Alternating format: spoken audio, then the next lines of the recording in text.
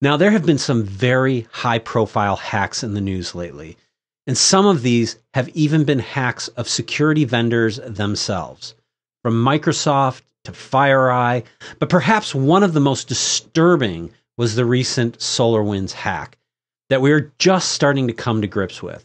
And if you are not familiar with the details of this attack, you need to be. Today, we're going to talk security, so buckle in.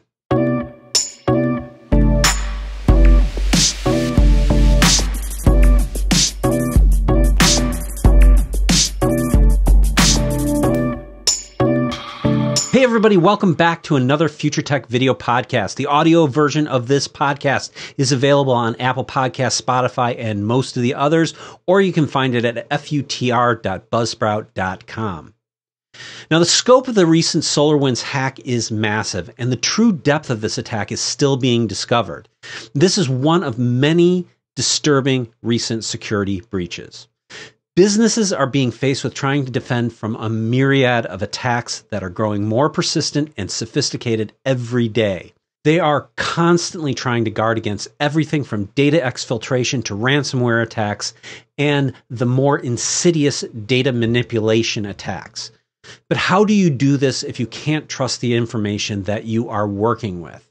Today we have with us Val Bercovici, founder and CEO of Chainkit, a company that is working to build chains of custody to simplify trust in the world's information. And he's here to tell us how establishing chains of custody around data can help to identify and protect against attacks. Val is going to help us make sense of all of what's been going on. Welcome, Val. Great to be here, Chris. Well, thanks for coming on. It's a very...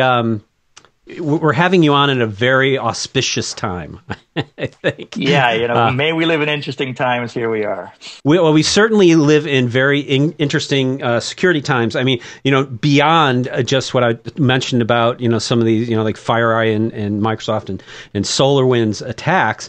We just recently had an insurrection attempt at the Capitol building.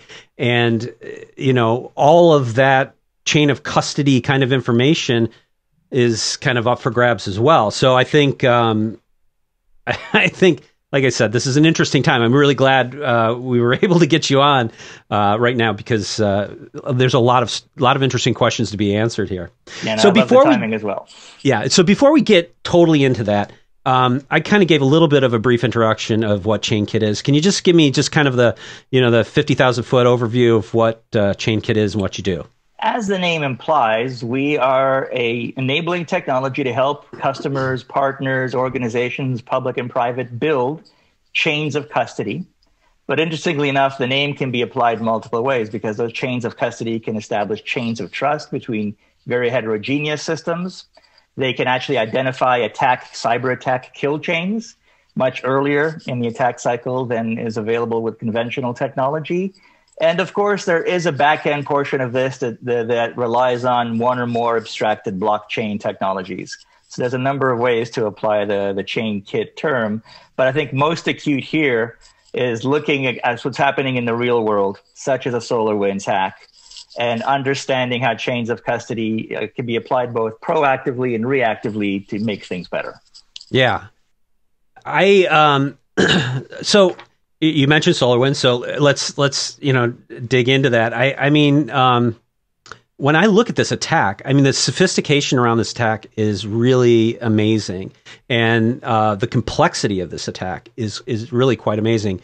But one of the things that I think is particularly interesting about this is the fact that a portion of this attack was a supply chain attack. Yeah. And to me, a product like what you guys have, could have really played out nicely in this scenario had everybody involved had Chainkit. So tell me a little bit about what your perception of the SolarWinds attack is, and where you think everything kind of went haywire there.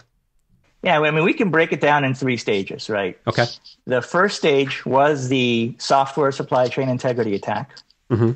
The second stage is what people did with it once they had what's called not just the back door, but the God door into organizations. And then Kevin Mandia yesterday, the CEO of FireEye, on an Aspen Institute webcast, made some really interesting comments. So some late breaking news. FireEye themselves are working with 155 different organizations around the world that have been impacted by the second stage, not just the 18,000 impacted by the first stage.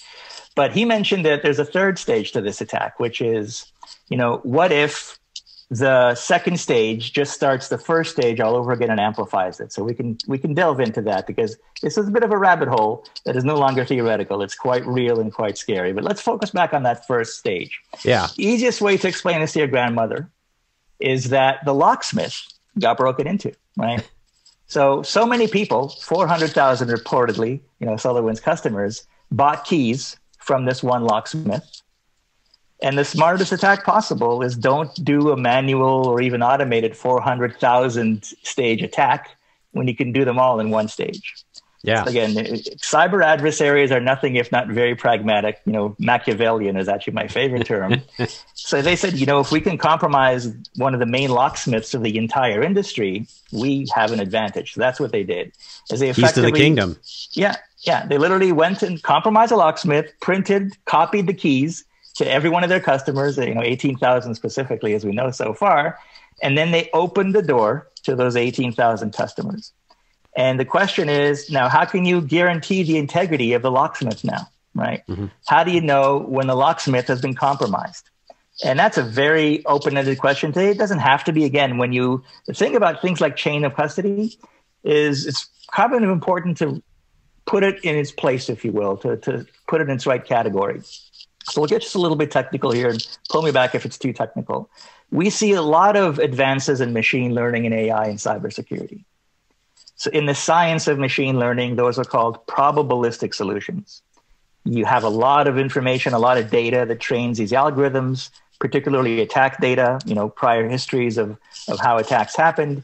You train pick your favorite vendor, you train their machine learning feature and extension, and it does a much better job of recognizing that pattern, again, if it happens. Mm-hmm. And there's typically very high probabilities of if that pattern is seen again, typically in the order of 90% or higher, then that pattern will be automatically detected. Mm-hmm. But that's still that 10%, and it's not a 10% risk, it's 100% risk. It's just there's a 10% window of things that an AI solution won't do. Right. So the old school way, before machine learning and AI of doing this is something called a deterministic solution, literally 0 or 1, yes or no.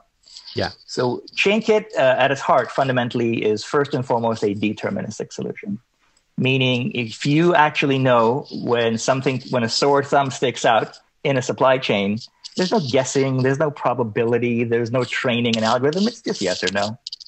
And that's fundamentally the principle upon which we operate. Now, being able to ask and answer that yes or no question has been really challenging in the past.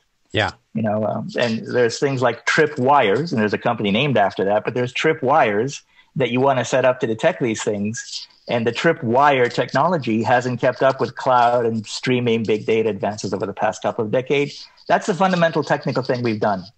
Is we've introduced into the market what soon will not be an oxymoron. We have a streaming integrity technology that enables all of these magic benefits that we deliver. That's awesome. So you mentioned sort of 3 phases of this attack. Yes. And the supply chain one is really interesting to me because I think that's a big problem that people don't consider. And usually when we talk about supply chain, we think about like somebody, tapping a chip in a motherboard or something like that. But this is just a real example. That's another out there. So yeah. Yeah. And I know the government is, definitely very concerned about, those particular types of issues too. But, this is sort of not a logical kind of, version of that. And now that, SaaS is so big and cloud is so big, this is the new reality in which we live in. Right. So I think that aspect of it is really compelling. But I do want to hear also about, tell me about phase 2 and phase 3. Absolutely. And what you're seeing there. Exactly. So I personally consider phase 2 by far the most dangerous, just because pragmatically it's the actual real on the ground risk today that 18,000 plus organizations are actually carrying. So now that the locksmith has been compromised, these are not ordinary cat burglars. yes, they've used that compromised key to get into 18,000 front doors, but they got in, the term being used quite appropriately is God doors, which means that when they got into these 18,000 front doors, they developed in the second stage of the attack the ability to print new keys for every lock in the house. Mm-hmm. That's a profound statement that people have to sit back and absorb. So basically, anything you're trying to protect in your organization right now no longer has a key that you control. Yeah. And you don't even know, because let's say you have 100,000 locks in your house. You don't know how many of those have been compromised. Could be one, could be 95,000, or anything in between, really. And that's the problem right now. There are so many open-ended comments and even open-ended answers to questions people are legitimately asking. And because people don't have chains of custody in place for these apps and systems and data, they have to give these undefined, vague answers, which is all you can credibly give. And my favorite is all the evidence we have so far indicates that no customer data has been compromised. That was the first standard PR template that everyone used 3 weeks ago. And let's take on Microsoft. You know, Microsoft are big boys and girls. They can handle the heat. They've had to backtrack almost every week and say, oh, well, now we know that some customer data was compromised. Oh, now we know that some source code was compromised. Oh, now we know that some of our partners were compromised. These things come out in the process of an investigation, and an investigation collects forensic evidence and begins to analyze it. We have this really cool technology that people, again, have to wrap their brains around a little bit. We call it always-on forensics. Mm-hmm. Given the fact that I used to use it as a tagline, it's a reality today. Every network is a crime scene. You know, it's not just a concept; it's proving to be reality. If that's the case, pragmatically, and Mark Russinovich, you know, CTO of Azure at Microsoft, coined the term "assume breach" 7 years ago. I would love to have a conversation with Mark today and say it's time to move past that term. We have to assume crime, because that's just the reality. Let's just talk about ransomware before even SolarWinds last year, right? We have to assume crime. And if you could have always-on forensics, right, why wouldn't you? Because you're dealing with it on a regular day-to-day basis now as a large organization. And so that's the second stage of what you really want to be looking for is you have to be able to answer this question. You can't keep answering it vaguely over and over again. And unfortunately, there are some really good precedents that we can look at which have some interesting consequences. Yeah. So, no, I was going to say, you know, it's a really hard problem to solve. I mean, now that they've identified the problem, I mean, and well, I wouldn't say completely identified because they don't know the scope still. Everybody still, they know they got it, they got breached, but what's the scope, right? So now nothing can be trusted. Yeah. And to remediate it is a massive task because you can't shut your business down for a month and remediate a massive security issue like this. Nor can you go through and sort of bit by bit remediate this issue because as you're, you know, it's whack-a-mole at that point. And I've been in this situation in, you know, large, you know, public companies and watching these things go down. And it's a very hard task to get at that thing. And then, you know, you've got to go through and you got to reimage all these machines and things like that. And that becomes so cumbersome that it's just not even possible to do. And clearly, if you had some way that you could validate the integrity of the system, and you could say, well, that one's okay, and move on, you'd have a much easier remediation task. Yeah, right? and whack-a-mole is the perfect analogy here, because the way this works is you can forensically cleanse any image or any collection set of systems that you want, but to your point, you can't do it all in parallel, which means that as soon as you cleanse one, you have no idea if the advanced persistent threat, the persistent part matters here, doesn't just replicate, laterally move back to your clean system again. So the precedent, unfortunately here, that I think is going to happen, and other experts have predicted the same over the past couple of weeks, is Sony ImageWorks. So this is 7 years ago. Yeah. There was a Seth Rogen comedy, right, about Kim Jong-il that Kim Jong-il didn't like. Nope. And so he issued successfully North Korean hackers to effectively eviscerate Sony ImageWorks Network, the studio. Yeah, they did a number on them. And what Sony realized is in the process of the incident response and then the forensic investigation is they couldn't eradicate this persistent threat. No matter how many systems they cleaned, it kept showing up from other systems.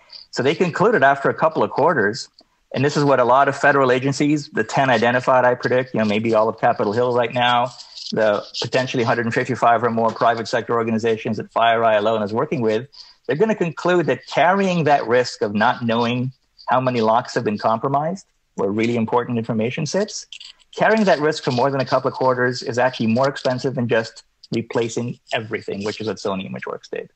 Oh, so wow. every device on the network, every router, every switch, every cable, every laptop, every server, right? Everything in between, they realized when you start with a perfectly clean second network, and then you forensically copy data over and watch everything you're copying to the second clean network, that's about the only way to get rid or mitigate that risk properly. And that is, I call it the mother of all IT refreshes. It's coming up in the public sector and parts of the private sector now, the Fortune 500. That's what's coming in 2021. Yeah, it's Sunish, just a note to you. Let's get the list of all the companies that were breached. Yeah, I know that. There's some hardware sales, I think, there. Oh, yeah. Yeah, I mean, if you're a traditional data center or even actually enterprise hardware person at HP, Dell, at Lenovo, you're going to have a good year. and you call it. I just want to make sure I have the technical term. You call it the mother of all refreshes.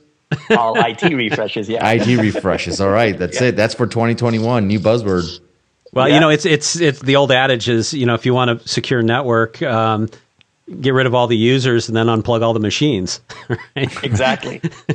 And I want to include this link in here because, again, this is no longer a theory, or it's not certain. It could have been hyperbole a month ago. It was a speculative. A lot of experts speculated about this a couple of weeks ago.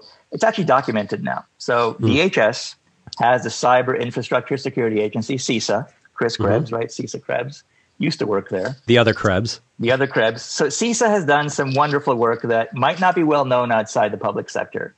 They have published some very specific guidelines on what to do at a practitioner level in terms of how to identify the threat, how to contain it, how to try and ensure it doesn't happen again. But much more importantly, they've actually published something called a CISA Insight for organizational leaders. So this is literally people, the CIOs, the CFOs that hold the budget. And they've told them, they've given them 5 actions, very straightforward actions. It's a one-pager. We'll share the link with everyone. But Section 3B, everyone, in those 5 steps. It'll be up here. Exactly. There you go, up there. Section 3B says exactly this. It says, be prepared to replace everything that SolarWinds monitored, not just the server that hosted the SolarWinds service on, but everything it touched. And they said this will be a long, complicated, and expensive exercise. Yeah. So in government terms, I don't think they can be more blunt than that. And again, that's where speculation now goes to reality, which is why I don't use the term too lightly. It is the mother of all IT refreshes for the impacted organizations. Yeah, that is quite something. Because you know what? SolarWinds was a great tool. And it's pervasive. It is, it will be. And we shouldn't victim shame them too much because they weren't that different from most software suppliers. Yeah, no. And the thing is, anybody who thinks this couldn't happen to them is completely fooling themselves. So Val, would you say that based upon your conversations with the customers like you're talking to, let's just say that situation was to come to reality for a customer, how many customers are even ready for that situation, or even discussing that and prioritizing that from your perspective? Yeah, that's a great question, and I'll kind of answer it with a litmus test kind of answer, which is, we've been talking about the concept of assumed breach. If that's not the active budgeted strategy that a CISA was working with their CIO on for their organization, then they're not ready. But there's an actually even simpler one than that. Our world, in terms of our first killer app, is for securing the advanced stage 2 attack, the centralized focus of a stage 2 attack, which is covering your tracks. It's the log ultimately tracks the action of all these insider, privileged access abuses. And if you can clean up the log, cover your tracks, you can continue to do what you did inside FireEye, the premier organization in the world for forensic investigation, for 8 months, right? By covering their tracks surgically, I call it, these espionage agents were able to remain inside FireEye for 8 months undetected until they tried one more thing and perhaps a little bit sloppy, and they did, trip a wire. They tripped a 2FA wire, and finally someone was suspicious enough to look into it. But 8 months prior to that, by just covering your tracks, because you can, when you can print your keys as the administrator to any lock, like the log file lock, By Yeah. covering your tracks, you're able to do this. So that's, I think, the way what you want to ask yourself is, A, as an organization, am I even keeping my logs? Shocking amount of organizations that even regularly in a regulatory context don't, and just accept a bigger risk to operate. That has to change. At the very least, Absolutely. even if they get tampered, keep logs, people, because you have nothing to go back to and understand what happened if you don't have your logs. The CISA alerts now are recommending a minimum of 180 days. And I actually questioned that number, that time frame, because we know these attacks go back actually about 16 months so far. I believe October of 2019 is when some of the first indicators in this tree, if you will, of vulnerabilities and exploits, the root of the tree seems to be around October of 2019, and that's still an open question. It could go further back than that. So I actually think organizations have to get wise, because it's not expensive to keep a lot of logs if you're smart about it, right? We have compression, we have deduplication, we have cheap storage. So there's ways to keep logs without it being a huge cost sink. And again, people are going to realize the risk reward of keeping the logs now is clearly worth it. So do that. Well, yeah.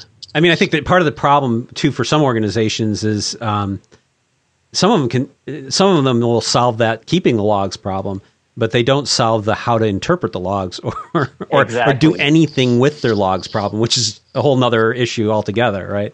And let's learn from the past. So customers themselves, the Ponemon Institute, many vendors, government agencies commission them for these nice broad surveys. They're not like surveys of 500 people. They're surveys of 1,500, 2,000 customers worldwide. And the figure that's come back over the past few years is how many false negatives did you not catch, which is how many cyber attacks got through your system, did the damage, you incident responded, you forensically investigated for typically 2 years, let's say for Equifax, and then you knew. 2 years later, you actually knew the number. It's 39%. So to your point, Chris, I think the very next thing to do is A, log, B, keep your logs, C, protect your logs. Well, and the thing is, one of the things that I found, working in large companies, that were subject to constant attacks, but you have to have somebody who understands the nature of the security breaches and understands at a very deep level, can do deep packet inspection and see, oh, I see what's happening here. Yeah. And there's not a lot of those people, and there's not enough of them for the whole, country's, enterprise. No, that's in fact, this is the interesting irony of what's going on right now. A lot of people, myself included, have speculated that the reason that there's only 155 that we know of 18,000 potential victims of stage 2 is just a manpower problem, a human resource problem, right? There aren't enough skilled hackers that the intelligence agency, the Russian intelligence agency, can deploy at any one time. Yeah. So then to your point, there's definitely not enough, skilled InfoSec professionals on the blue team side. But here's my favorite people right now, because you can actually get the truth from these people. So you've got the Kevin Mitnicks of the world that used to be black hat hackers and are now on the white hat hacking side and so forth. You've got red teamers, right? Professional organizations like FireEye that you can hire on the red team side. Their tools, or some of the tools compromised in stage 3, which we'll talk about later. So, so the whole point is, my favorite thing is, talk to a pen tester if you can't hire them, or maybe hire them part-time on a very consultative basis, but not to actually do the penetration test on you, because they will just walk you through things that, quite frankly, aren't even documented. They'll walk you through the fact that as they hack through your network, and again, it's like, water finding a leak or something. Ultimately, they always get in. That's not up for debate. But once they get in, they actually have to leave the log intact to get paid, to prove what they did. And ultimately, that's a professional courtesy when you're getting hacked, because when you're actually getting hacked, by ransomware, which will still be the dominant threat this year, despite SolarWinds, and the merging of the techniques is something to watch. But when you get hacked by ransomware, they don't do you that professional courtesy, right? Yeah. Right. So they surgically wipe the logs until they want to extort you, and that time frame used to be 9 months. It's becoming shockingly short now. It's hours in some cases, and then they do what they do, right? They're thugs, so they actually extort you. And so that's the thing, is you got to be able to know how they operate, and you got to mitigate the real risks, not just the theoretical risks. Well, you mentioned ransomware, and we had a security professional on, Daniel Nowak, and one of the things that he was talking about is that he was of the belief that many of these ransomware attacks smoke screens for other nefarious activity that's going on. And you can delete a bunch of logs and issue a ransomware attack, and everybody goes, oh well, it was ransomware, so we don't have to look any deeper. And all sorts of other things just happened, right? False flags are a popular topic nowadays, and they do happen, and they certainly do happen in cyber incidents, whether they're network espionage or network attacks. And to your point, it all comes back to, can you prove what happened? Do you have what we like to call now a forensic time machine, meaning logs that where they've been tampered with and where they haven't? That's ultimately your security source of truth that you need to go back to and begin to unravel what happened. And as an executive, you finally start to get definitive closed answers to open-ended questions around, what's my risk now and how do I mitigate it? Because that's ultimately what the executives don't care about, these bits and bytes. So they shouldn't. They have other worries and concerns, but they need to mitigate this risk. It's a change in the risk landscape. And without the certainty, without deterministic answers, closed answers to open-ended questions, they won't mitigate the risk, and they'll carry that in terms of, certainly liability, legal and otherwise, and insurance liability, which could be a vicious spiral very easily if we're not careful in 2021. Yeah, well, I always used to say to people, you got to invest in the security piece of it, because if you have an outage and your stuff goes down, you lose a couple days, revenue. But if you have a massive security breach, the implications of that could be existential for your company. That could be the end of you, right? So focus on that. But the thing is, it's so expensive, it's so complex, and it's so confusing to executive leadership that they just don't put the resources there. And I get, the human side of me totally empathizes with that. When this can be an overwhelming set of, issues to deal with for someone just coming back off of holiday vacation. And it's easy to just say, you know what, it's so complicated. I'm just going to hope, literally, that's the emotional internal response. I'm going to hope it doesn't happen to me, and do a little bit of what I did last year, maybe throw another 15% of the security budget and, hope for the best. Yeah. And again, you may be able to get away with that. You may not, but you might not be legally allowed to if you're a federal agency. And there might now be class action lawsuits, well outside of Solarwinds, stage 2 lawsuits. Microsoft, unfortunately, even FireEye might be victim to that, where you're not going to have a choice but to mitigate that now. So, yeah, and I think to some respect, the rhetoric from security researchers doesn't always help either, because we tell them, well, you got to spend all this money on security, you got to get everything locked down, you got to make that effort, but we can't prevent people from getting in ultimately. Yeah. Like, so what am I doing? We just talked in the pre-show about something I want to bring up now, right? Yeah. So, Zoom, when they had their egregious security, vulnerabilities that they exposed their users to, hired Alex Stamos, famous former CISO over at Facebook, widely known, widely respected security consultant now. Yeah. So SolarWinds did something, I think, even a bit more clever in terms of the PR side of responding to the coming class action lawsuits and so forth. Yeah. What most people don't know, because it's late breaking news, I personally found out only yesterday, is that Chris Krebs, the famous CISA Krebs, the other Krebs, not Brian Krebs of Krebs on Security. Not Brian Krebs, not the blogger, but Chris Krebs, the former head of CISA. He partnered up with Alex Stamos. And I forget, I think it's Krebs Stamos or Stamos Krebs, but that's the name of the consultancy now, which is brilliant. And that is who SolarWinds hired as consultants again, to not ignore the recommendations their previous security consultant, has been reported to give them. And obviously to just get things right. And they're going to be, ironically, one of the most secure suppliers going forward you can have once they clean their act up. But in the meantime, I guess there's a silver lining to every cloud, right? Poetic irony for sure. Yes. So, yeah. Okay, so I want to, before we run out of time here, I want to dig in the number 3, phase 3 here. Again, tell me about that. Let's not scare people, but Go ahead. When you hire Chris and when you hire Alex, they're smart. So here's what I can predict what they're going to tell you. I follow them widely, Yeah. So I'm a disciple of theirs. Let's put it that way. And so they're going to tell you, yes, the sky might be falling with stage 3, but there's only one sky in one part of the globe at any given time.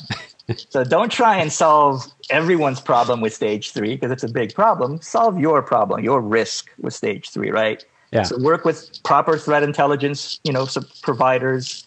Work with people like us, Alex and Chris and others, Chainkit staff as experts at this, at modeling your actual risk. So your vertical industry, your geography, your supply chain, your customers, get as specific as you can, but here's the real risk in stage 3. Is what well, if it first, before you go there, could you just clarify what stage 3 is? Stage 3 is starting it all over again. So now you've gotten to the first Locksmith, SolarWinds. You got keys to 18,000 customers so far, and you're in 18,000 customers' houses. You've begun printing keys to at least 155 of every lock in those other houses. Right? At least that we know of, right? Open-ended, unfortunately, right now without chains of custody. What if one of those 155 is Microsoft, which it is, by the way. That's not a what if, that's a known. Yeah. Right? They're another locksmith, and they're a bigger locksmith. They're actually the biggest locksmith in the world here, right? Yeah. In the known no universe. Doubt. Yeah. And so what's happening in FireEye, unfortunately, is another one of those, and Intel and NVIDIA and Cisco have all been on record as being one of those 155. So you're basically now starting this cycle and amplifying it. You now have compromised a bigger locksmith with more customers and more houses to get into for a new stage 1. So stage 3 is nothing more than stage 1 bigger. And bigger means stage 2 now is bigger and more costly and riskier. So that's the scary part, is don't be overwhelmed by the threat and the general risk. Being overwhelmed is just a great way of admitting defeat. Be smart, right? Understand that there are human limitations to the damage here. Yeah. You still have the attacker, the adversary, limited by the amount of very required, skilled technical resources to be able to execute the stage 2 here, the real damaging part. So yes, stage 3 is a massive risk. Yes, we have to acknowledge it. We can't ignore it. Yes, we have to start to put systemic solutions in place, foundational solutions in place. And then yes, we have to, case by case, organization by organization, have to begin to actually mitigate the specific risks those organizations face. Yeah, well, it is really quite amazing what a motivated state actor can achieve. And I think this just goes, because look at who was breached. Between Microsoft and FireEye. So, these are companies that genuinely know better, not to mention the federal government. And CISA was breached, the Pentagon was breached, the NSA was breached. Yeah, which for a long time, too. It's not just, it's been an ongoing threat. And it just goes to show you that it can happen to anybody. And it probably has happened to you. You can't ignore it anymore. So the whole point, again, you don't want a pendulum swing from ignorance to panic. Hire professionals to find out where your balance is. But again, the lawsuits are coming. The customer demands. We now have, obviously, a new kind of Congress and executive in charge of the U.S. government in a week or two. So regulations will change. That's pretty certain now. Hopefully, at the very least, we'll have people in the positions that are responsible for this, which we don't now. We didn't when this breach happened. So that's kind of a problem. There'll be even more sort of professionals that have gone through the actual approval, congressional, Senate approval process and so forth, that are more vetted. And I'm optimistic. I'm actually optimistic that we're talking about this. Yeah. Because, we at Chainkit, we're just about 3 years old now. We just celebrated our birthday. And we had an early customer in 2018 ask us to model this. Now, they were in the automotive industry. I can't say more than that. But they understood OTA updates have some real consequences when they're tampered with, right? Because I think I can identify the customer just by the level of sophistication of the conversation. It would surprise you. I don't think it's one of the ones that talks about this very often. But it is a very viable automotive firm. Okay. And nevertheless, they understood the risk there because it was literally life or death to their buying customers and their brand reputation. Yeah, no doubt. So so they modeled this for us, and we basically modeled stage 1 for them. And then we realized when stage 1 is compromised, stage 2 is inevitable. And actually, we've really built our business mostly today around stage 2, which is, what's everyone being asked to do right now? Investigate what happened. And then once we understand that, how do we prevent it from happening again? And that's fundamentally where the always-on forensics applied reactively and traditionally in terms of incident response and forensics today. But then the part that we need to educate the market on, and I really am grateful for this opportunity to do that here, is you can apply these exact same technologies proactively. Forget the swim lane you think forensics or even compliance really lies in. You can apply these for threat detection and threat hunting just like you do your EDR and XDR solutions today. And that's the real change I hope to really make an impact on in the industry this year, is realizing that we have to break these boundaries. It's a cliche thing to say, but we have to mitigate this very dangerous new risk. Yeah.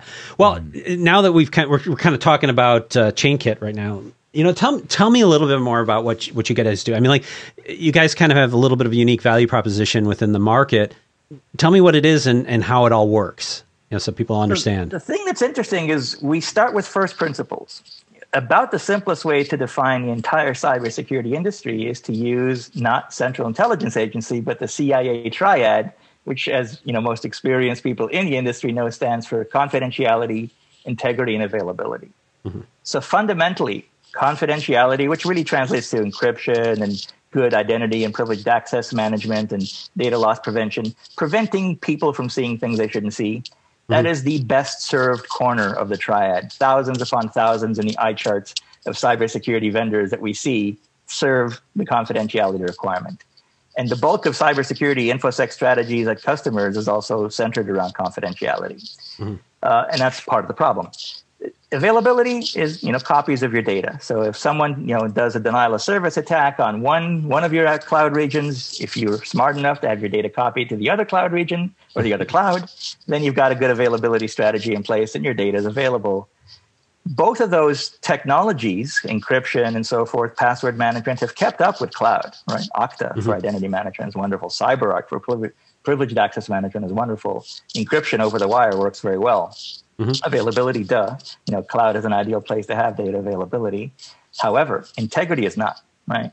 Yeah. So I love Tripwire, the tool. I love Tripwire, the company. But that core static file integrity monitoring technology has remained over the past 3 decades static file integrity. Our world today is live dynamic streaming data.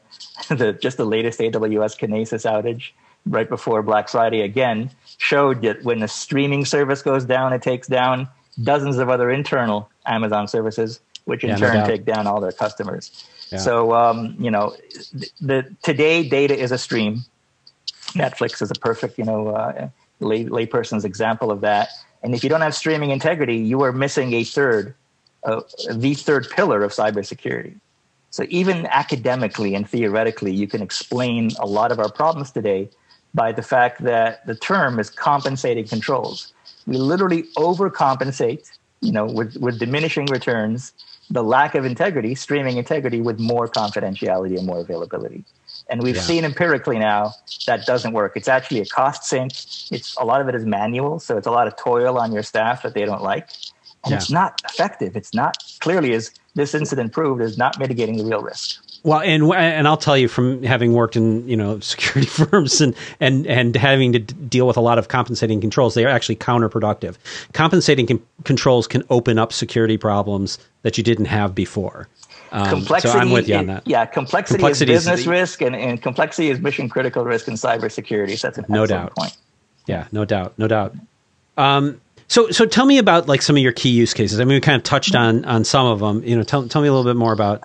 Again, I want to stay as pragmatic as we can, particularly for those that want some guidance around how to mitigate Solarwinds. So in the CISA alert for practitioners, not for organization leaders, it's a much longer document and it gets updated almost every other day now.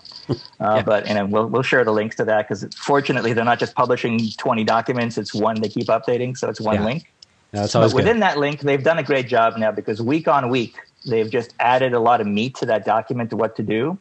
And it's laid out in black and white what you need to do. But one of the key things they talk about there is, yes, keep logs for a minimum. A, keep logs. B, keep them for a minimum of 180 days and protect them. Because that's the central point of attack that was exploited before and it continues to be exploited. But they've listed, I think, 20 or 30 references to this amazing research published by an organization called Volexity. Mm-hmm. They're the ones that have traced this back to October 2019 and counting backwards still. Mm-hmm. Dark Mole, I think, was there. So many names for these attackers. Dark Mole, I think, is one of their names. I'll send you the link to that. But they're very crystal clear there that they're basically saying we will never know the true depth of this because the attackers surgically wiped logs. And obviously, if you can't mitigate that, you're always going to have open-ended answers to these open-ended questions. So our very passionate advice to everyone is follow the CISA guidance. to the letter, to the letter, because it's very good. It's very explicit. So there's not a lot of open-ended questions. And understand the risk here, right? Work with your pen testing colleagues, your red team, your purple team colleagues. Work with FireEye, work with professionals, the Microsoft security team, et cetera, and understand the full risk here, because a partial mitigation to this is pretty much no mitigation at all. So understand the full risk, and understand in our killer app is just this, the easiest thing to start with a Chainkit is it's a 5-minute process and a 15-minute time to value. Is just go to Splunk and have your app store experience. Download the app, install it on Splunk, walk through a simple wizard to configure your first chain of custody, your first 2 links in a chain of custody for your most important log sources. Maybe it's going to be your identity management one, right? Because that's when it's the privileged access that you're logging, and it's basically the second stage of cat burglars printing their own keys inside your house for your custom locks now. You really want to know that, and they don't want you to know that. So that's one of the first things they cover up as they're doing it. So get some of those vital log sources inside a chain of custody in your log analytics solution.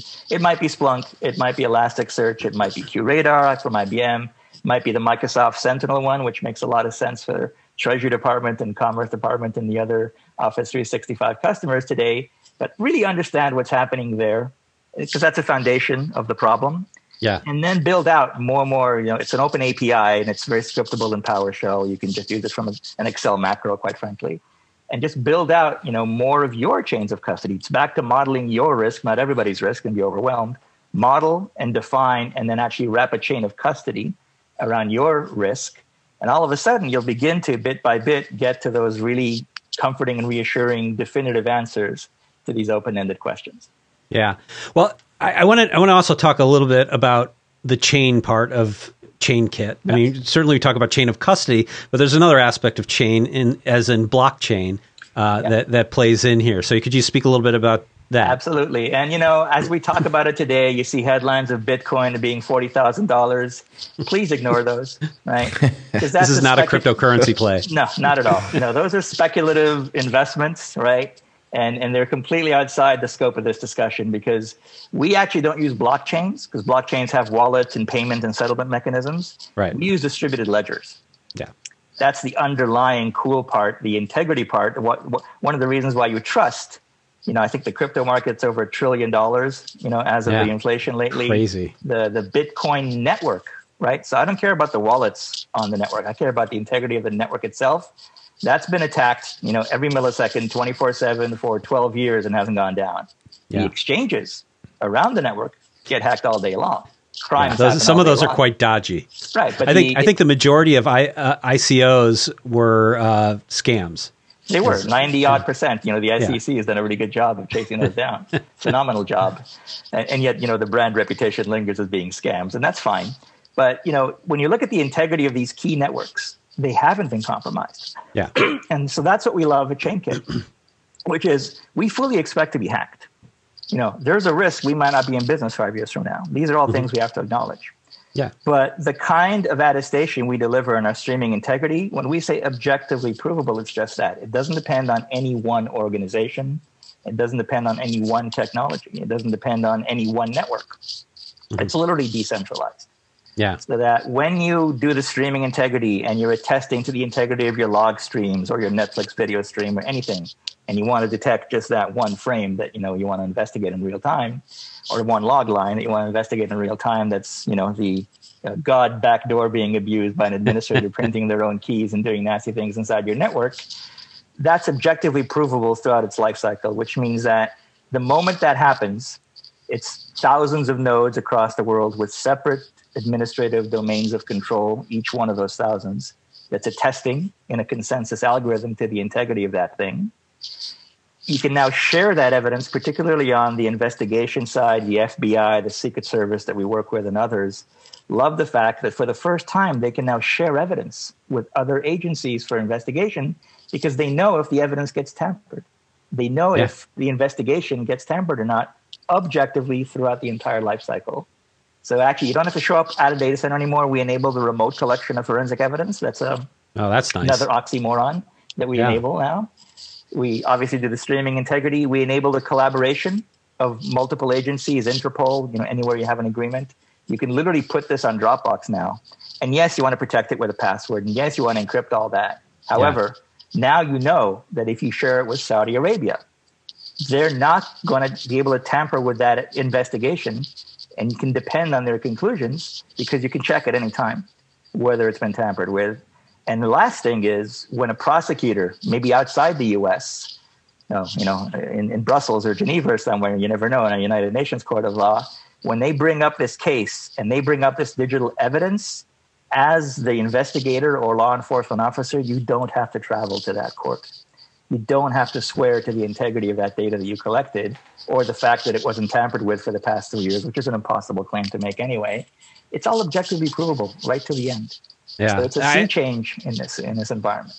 I think it's really something to have remotely collect evidence via Dropbox that would still remain admissible in court. That's this is why we didn't know some of our fans in the Secret Service, for example, and this is just to be clear. There's the very heroic people that protect the president and the president-elect and the vice president. This is the old school Treasury or the Treasury Department version of the Secret Service. Yeah. These are people that were created to protect the U.S. dollar and the integrity of the U.S. dollar against fraud, which is now cyber fraud by and large today. So those are the people we work with, just to not confuse people about current events. That's awesome. And I'm so excited that we found a good use for distributed ledger that isn't some shady cryptocurrency. I was going to say, I want to be the most boring application of blockchain ever, the least hyped blockchain ever, because there's no crypto element to it. So Val, tell me what's next with Chainkit. I mean, you're building an organization. What's next for you guys? It's I like to say the roller coaster of the startup journey, right? It's very much, certainly a financial roller coaster. It's an emotional roller coaster. It's a technology discovery, a customer discovery roller coaster. So what we're doing is we're just riding the coaster and we're growing. We're seeing now that the market was really coming to us with ransomware. The fact that NIST did such a good job in 2020 of giving you foundational systemic solutions, not just detect the last attack, but actually detect any possible ransomware attack with a reference architecture. So please, you don't even need a link to this. You Google NIST data security, and that page comes right up. But it's actually a ransomware page. So working with NIST has been a big part of what we're doing, and continue to invest in out-of-the-box solutions for all parts of that reference architecture. So not just the log analytics, but all the backup vendors, all the network solutions and all the main apps and data and systems. Ultimately, it was Dave Kennedy, I think, from Trusted Security, who's a very respected security researcher, that said that we need full runtime app integrity, which is continuous checking of the app's integrity, to mitigate this SolarWinds second stage risk and third stage risk fully. That is a lofty goal. It's a goal that we enable right now. It's just that our customers and the ecosystem isn't really ready to implement it. But that when we say simplify trust in the world's information, it has to come to that. You've got to be able to dynamically at runtime prove the integrity of all the data, all the networks, and all the apps that touch the data in our pipelines today. So that's our long-term goal. And step by step, step ladder approach, you're going to see more of these log analytics and security ecosystem added to us. In terms of out-of-the-box support, you're going to see us invest in an open source ecosystem with developer relations, the community, and so forth, so that it's easier for people to do, what Chris Krebs and Alex Stamos will recommend, which is don't solve everyone's problem, solve your problem, mitigate your risk with your chains of custody. We're never going to have all the connectors customers want, so they and their partners, their systems integration partners, should have a platform to apply that for the custom requirements. And then, there's big markets like Snowflake. So everybody wants now all the S3 and Kafka data sources into Snowflake. They want to make sure there's no tampering in that first stage. And then all the Tableau dashboards, all the Power BI and Looker dashboards. It would be nice for executives to actually trust what the dashboards are telling them right now. The inconvenient truth is they can't trust a thing their dashboards are telling them right now, because there's no way to have detected what the Russian intelligence agents proved was possible, which is you can not just read someone's email surreptitiously, you can completely impersonate 100% their identity and send malicious emails well inside all of your anti-phishing rules and get away with it. Well, and not only that, but manipulate the data in ways that lead to unfortunate outcomes. Absolutely, in undetected ways. So this insider risk, this privileged, if you will, God door insider risk, we have to begin to mitigate it now. Let's not try and boil the ocean, but step by step, it's possible. So Val, you've had a great track record there in the Valley. You are very well known. So congratulations on all of that. Now that you're starting Chainkit, one of the things that we're always looking for is the culture of these companies, right? We feel like culture is the unfair advantage that a startup can have. And so can you just speak a little bit of, what have you learned about culture and, how are you going to approach that with Chainkit? I love that question. And I'm so privileged because I had, unbeknownst to me at the time, but now in hindsight, clearly one of the best mentors in the world for that situation. And again, that's proven.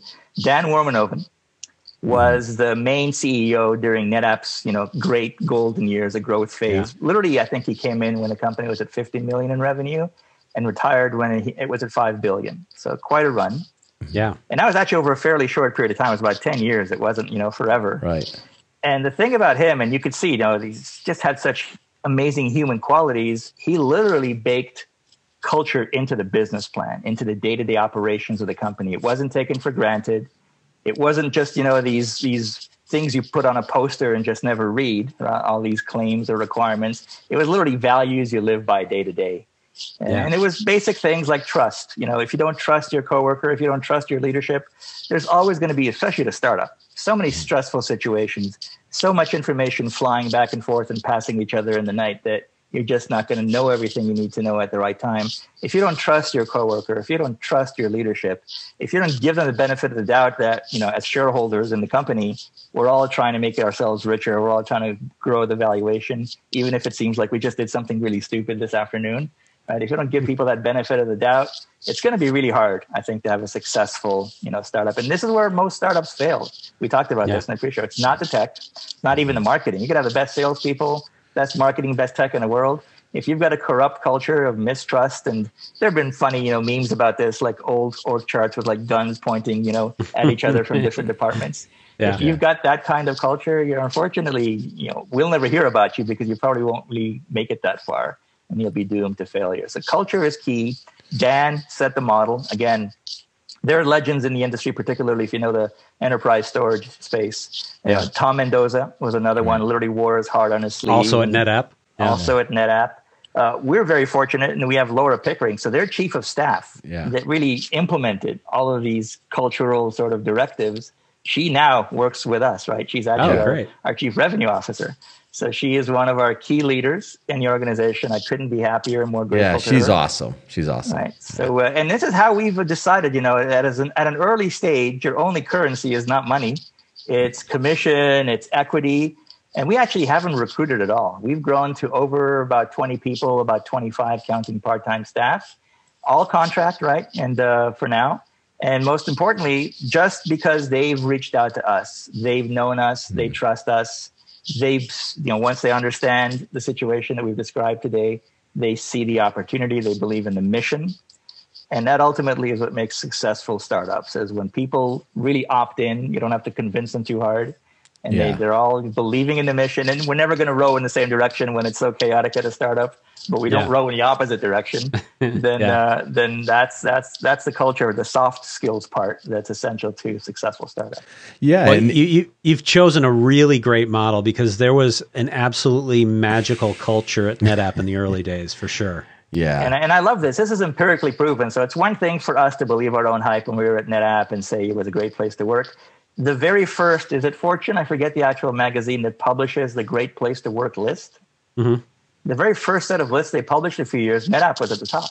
Right. Yeah. NetApp actually helped make that whole process, much more visible in every company after NetApp. Because we like to joke, this was in the era when the perks at Google were not just the Japanese toilets and amazing sushi in the cafeteria and stuff like that. I mean, this wasn't a joke. Your pets could get a massage from a licensed pet massage therapist paid for by Google. So the perks were off the charts, and we still beat Google in those early years because that doesn't matter when the culture, is so core to the company. The perks are great. Don't get me wrong, but that's not us right now. So exactly. Well, you hit on another topic that I think is super important is, and I hope that for the younger folks that are coming into the technology business is develop a great network, and don't always think of you have a goal this year, you have these accounts or what it might be, but your career is a marathon. You're just getting started. You're on the third or fourth, mile, right? It's a long path and long journey. If you're director of sales, Christy and I used to work together in NetApp, now, what is it, over 18, 19 years ago, and it was the culture that we had at that time where now I have the comfort that I can reach out to so many ex-NetApp guys. And it's just going to be, we're going to pick up where we left off. We're going to reminisce about all those amazing times, and there's trust there, and now you have your network working for you, and that's awesome. We're living in the halo of that alumni network, literally. I mean, that's the company, not entirely, but a lot of the company is just that today. That's awesome. That's awesome. Val, I'm so glad that we got a chance to reconnect. I was just a young buck when you didn't know who I was. Everyone knew you. I had less gray hair too. I was younger too. So, the time is now. You can never hope for market timing like this, and especially, driven by some negative influences, but we are where we are. And it's really up to us to just, help, serve the mission of our customers on the public sector side, certainly help the businesses on the private sector side, because the risk is there and the solutions are available. Absolutely. Nothing like being in the right place at the right time, huh? And, even as Chris and I talk about this is just as, as Americans, this is important that we figure this out. Our country is being attacked in very different ways, and the game has changed. And so I hope that, we might have a small part to play, but it's exciting that maybe we can help a customer, avoid these situations or at least minimize the impact, That's a great point. I'm Canadian by nature, but, I'm sort of, trans-border, if you will. And I work and live on both sides. And it just pains me that, my Pentagon, my Defense Department, has been compromised. Tax records is a whole other discussion and everything. And I don't want, right? I mean, I fly every day. I drive every day. I expect to go into my office or go into a restaurant sometime soon in the future. I expect my vaccines to get distributed. I need a functional government for that. That's right. I want my life back. Yeah. We all want our lives back. That's why that's my real motivation. Obviously I want to make money, but it comes back to, the Maslowian, requirements, hierarchy of needs. If I can't, live and function, doesn't matter really, whether I can afford to pay someone. Well, I can get behind that mission. Absolutely. And Val, I got to say, just, thanks so much for coming on. Again, the timing is perfect to have you on. I really appreciate you coming on and really sharing some knowledge about this particular attack and sort of the nature of, many security attacks. So thanks so much for being on. Really Not only was it my pleasure, I just really enjoyed both of you as hosts because, again, you teased out, I think, on a very, broad set of topics, the key things that we should all be focusing on right now. Before we let you go, though, I know you had some special offers and things like that out there, so I wanted to maybe give you a chance to talk about some Chainkit stuff. Absolutely. There's two simple things. One is we have a sort of an introductory white paper aimed at a lot of the actual influencers as security architects in these organizations. So something where we're coining a new industry term with the analysts. We're familiar with extended detection and response, the X, or zero trust extended, the X again. Yeah. So we've looked at file integrity monitoring and said in the 21st century, we need so much more than static file monitoring. So, of course, we called it X, extended integrity monitoring. Sure. And so feel free to read that white paper to just get a core understanding. I'll put a link for that. We'll put up a link. So we have on our site the availability for registered partners, and we'll create a special code that we'll add to this podcast afterwards for the listeners and the audience of this podcast so that we can raise it from a 14 to a 30-day free evaluation, not just of the core platform, but also of the, as we like to say, apps, the killer apps for Splunk, for Elastic, and others on that platform. Awesome. Well, like I said, I appreciate you being on. Thanks for the knowledge dump, and we really appreciate having you, and look forward to watching you guys grow. Mm-hmm. there will be more chapters to this story, and I look forward to coming back on and discussing them. Hopefully showing things getting better, not the risk expanding but contracting. Yeah, absolutely. Well, you're welcome back anytime. I look forward to it. Thanks, Val. Bye. Hey, everybody, thanks for watching. If you like what you saw, please click on that like button, hit that subscribe button, because that helps a ton for the channel. And if you want to get notified when we post new content, click on that bell icon and you will get those notifications. And I will see you in the next video.